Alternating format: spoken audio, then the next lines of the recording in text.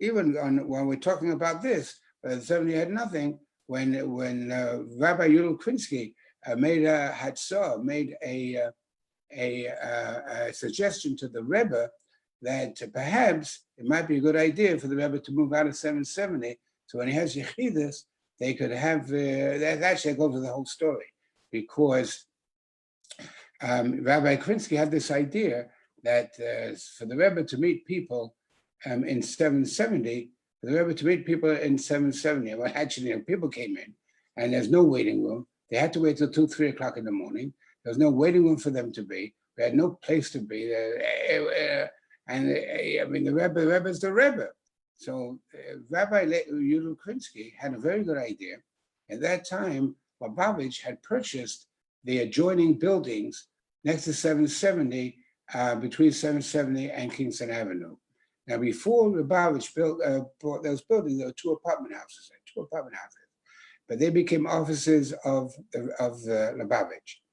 So I'll tell you this story, and I have to tell you the truth. I don't know how many people I've told this story to, not for any particular reason, but I've just happened to think of it now, just fell into my head right now.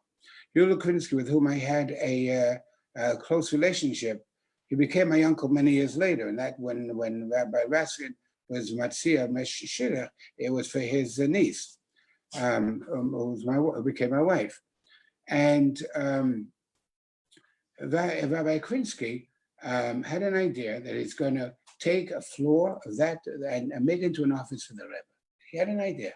I'm going to take a floor and I'm going to make it into an office for the Rebbe. And he worked very, very hard. And he had one person working with him. He told me this before I became part of the family. I had a close relationship with him, myself and Shmuel. And the person he had working with him, take a guess, you're not going to guess it anyways. It was the Rebbetzin. Rebbetzin working with him, but neither of them told the Rebbe, because if you told the Rebbe would nix it completely. Yeah. The Rebbe would absolutely not allow. The Rebbe never allowed anything. When they put air conditioning into the Rebbe's room in 770, it couldn't be they had to have a central air conditioning. They had to put in his house. The only way they could put air conditioning in the Rebbe's house, in the Rebbe's office, was when he went to the oil, his house for 6 hours. They had a company who would take care of the whole thing in 6 hours. The Rebbe came back and he had air conditioning, boom, boom, boom. They could not say to the Rebbe, could we please install air conditioning tomorrow? But they had to install it and then say, oh, we have air conditioning for you. I hope you like it. So there was no way of saying to the Rebbe, we're going to plan to make an office for you. You're going to make the office and then ask the Rebbe. So he worked very hard to put the office together. And I do remember him telling me that at that time, the President of the United States was Richard Nixon. And somehow or other, they got somebody in the White House to find out exactly where Richard Nixon, President of the United States, where his chair came from, who made it, and exactly how it looked. And they had to figure, the President of the United States must be the best chair in the world. So they got exactly the same chair, or the desk, I think it was the chair or the desk, or the chair and the desk. And then they had to get carpets. In carpets, it so happens that my father-in-law, Alav Shalom, who you could Salangi on their brother-in-laws, because my shviga is a Krinsky, is a Krinsky, yes.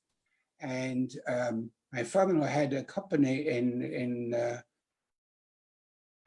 Connecticut that he knew very well. They made beautiful, beautiful carpets. They made beautiful carpets. So my father-in-law told Yudel Krinsky, I could find a place, I could get you a good carpet.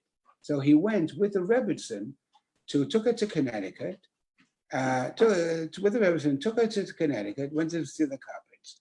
And as they're seeing the carpets, the Rebbetzin said to Yudel Krinsky, I understand that your brother-in-law has a school around here, which was a brand new building in Orange, Connecticut. It was New Haven Hebrew Day School, and in Orange, they built a beautiful, beautiful building. And I understand it's not far, actually it wasn't, it was in the same town. So why don't we just go and take a look at the school? And of course, Yudel Krinsky understood. He did not call ahead, took him to the school. My father was there, and the the Rebbetzin Chaim Mishka went around the whole building, and to my knowledge, that is the only Lubavitch Meisid she ever walked into. It is not known that she walked into any other Lubavitch Meisid, and she went all around. And the next time that my father went to visit with the Rebbe said to him, "I heard very nice reports about your school." And how did I get onto this? I don't remember. But because they went to choose carpets. They got the carpets came from there. So they got the carpets in and they got everything in. And Yuli Krinsky used that room and everything was all set up.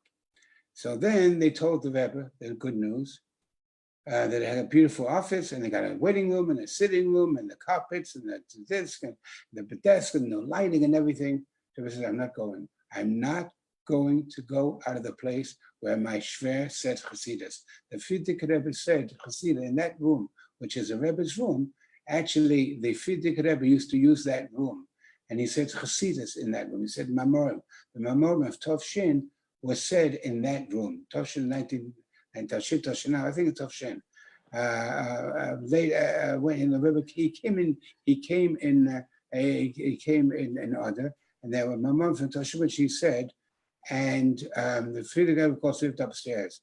But I heard this much later on, that there was a group of Hasidim who lived in Bronzeville, which is not far away, a few miles, a long walk, but they could not come on Shabbos. They couldn't come for whatever reason when the Frierdiker Rebbe verbringed on Shabbos. So they asked the Rebbe, Frierdiker Rebbe, if, I don't know exactly how this worked out, they asked maybe he could say Mamorim during the week, and he did. And those are the Mamorim which are printed in the Mamorim Tov Shin. And how did I find this out? Because I remember at a Farbrengen, there was a Farbrengen after Rosh Hashanah, when the Rebbe was Farbrengen, and the Rebbe was telling at the Farbrengen about, he got Setlach, he got people wrote in Setlach for, for Rosh Hashanah. And even at that time, I mean, even at that time, they got 1,000, they got 2,000, they got 3,000. And I remember the Rebbe saying in Farbrengen that, I don't know exactly what words he's saying, so don't quote me. He's saying, I get a lot of pajamas, and I read them at the oil. I didn't say these words, I read them at the oil on Erev Rosh Hashanah. Whenever used to go for quite a few hours to the oil, and I think what it says to Tshuva, and used to read these. And when he built the shofar, he had the big bags, and I think he said he took out certain ones who were people more of a, they had groups, they had large groups, Claudius mentioned people who represented a much larger crowd. Then the Rebbe said, and I remember him very clearly saying this, he said at the Farbrengen, on Yom Kippur, when we have the Hafsakah, in other words, after they finish Musaf, before Mincha, and the Rebbe writes in the Minhagim, which would be at least 3/4 an hour, usually about an hour and a half. I spend that time sitting, and the Rebbe had read all the pajamas at the oil. Obviously, on Kippur didn't go the oil, but the Rebbe read all these things in proximity, to his father-in-law. The Rebbe said, I read the pajamas, zisendik, as I sit by the table, wo the Rebbe de Shver gesagt Chassidus. I sit at the table where my father-in-law, the Rebbe, says Chassidus. So I heard that, and I asked people, what do I mean? I had a table there that the Frierdiker Rebbe said Chassidus. Why would he say Chassidus in his son-in-law's room, his son-in-law's office? They told me that I found at that time that there was for a certain amount of time, the Frierdiker Rebbe said a mime, I think every week or every couple of weeks, and that table was actually the table. So coming back to this story, the Rebbe said, I'm not going to leave the room where my father had said Chassidus, and he stayed there. Then later on, when they built across the street, not across the street, but across the yard, he would go sometimes when they set up another office. Sometimes when certain people came, he would go in there because the crowd got much larger and he was only able to fit depending who it was, etc., etc. This was in the building on the corner of Kingston and Eastern Parkway, or the library building? What? The office at Rabbi Krinsky. No, it was exactly next door to 770. Exactly next door. But on which side? Towards Kingston? Yeah. What do you talk? I mean, on the left of the Rebbe is where it's a house, it's a private home. Right. So not in the library building. No, not the library. Library was part of the house next door. No, not the library at all. No, I don't even know if Wow. they'd bought it. I don't even know if they'd bought it yet. Maybe Right, they, right. Wow, that's because amazing. I it never had, heard that. I never heard that. That's amazing. many people have not heard it, That's but really amazing. So but what exists there now? Is there an office there now? no. But look, you look at the house. He probably dismantled that whole thing. But Wow. I remember because I used to go in there because under the guise of helping him, uh, set up the room. I used to go there with Rabbi Shmuel Low. We used to go there and quote unquote help him out. But I do remember I went through some of the books which belonged to the Rebbe. I don't know, they had the Rebbe's books there. And then I remember reading a book, having a book, which was, and I don't remember the name of the book, but it was a book on Yechidus. And the Rebbe, evidently, when he read books, his own books, very often he would make, he would in pencil, he would write things into the book. He wrote the book. I think I had a chapter there on the Baal Shem Tov, and they wrote something. When they wrote, this happened in the year 1776. So I remember, I don't know if that's the year. I don't know if that was the year, whatever. So the Rebbe, in his pencil, made a question mark next to it, and said, and wrote 1778 or something like that. You know, he corrected his own. You know, it was his own book. And I don't know if I saw it, but they had the Rebbe's books there, and needed a lot of organization. And I was a man on the spot. Oh, but I have to tell you, I forgot to tell you this. I would have felt very bad if I leave without telling you this. The Rebbe knew of all the hard work they put into it. I mean, the Rebbe understood that. The Rebbe appreciated that without any question. Without any question, he appreciated it.